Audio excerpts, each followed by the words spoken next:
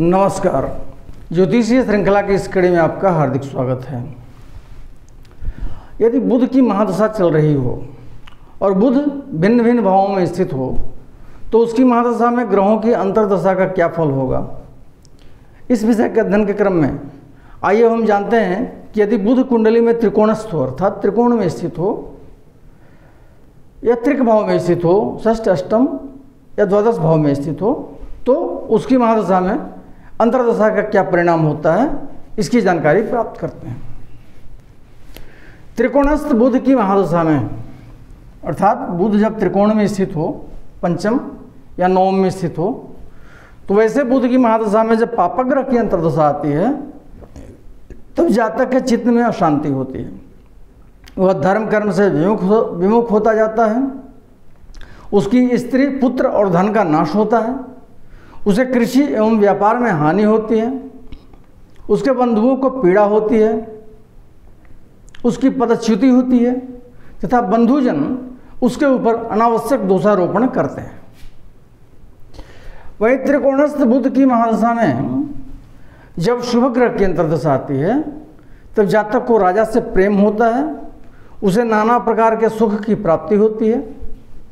उसे दो नाम की प्राप्ति होती है, जैसे कोई उपनाम उसको प्राप्त होता है या कोई खिताब मिलता है, उसको कोई उपाधि मिल सकती है वैसे जातक को। और उसे राजा से भूषण, वस्त्र और अधिकार की प्राप्ति होती है।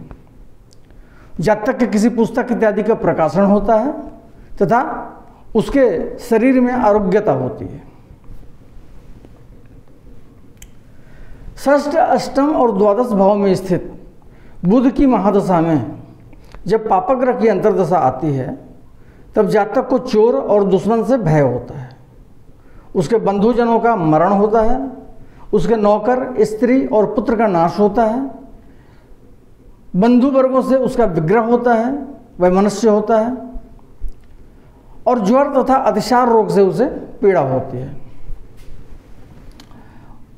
वहीं त्रिक भाव में स्थित अर्थात षष्ठ, अष्टम या द्वादश भाव में स्थित बुध की महादशा में जब शुभ ग्रह की अंतर्दशा आती है तब अंतर्दशा के प्रारंभ में जातक के यश की वृद्धि होती है।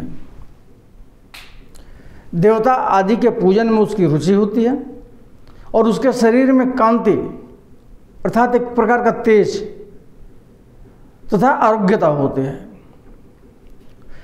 परंतु अंतर्दशा के शेष भाग में जातक के सुख का नाश होता है। उसे राजा से भय होता है।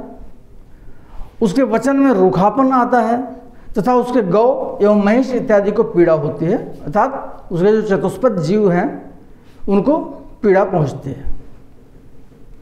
अगले वीडियो में हम केतु के भिन्न भिन्न भावों में रहने से उसकी महादशा में ग्रहों की अंतर्दशा का क्या फल होता है, इसका अध्ययन करेंगे। नमस्कार।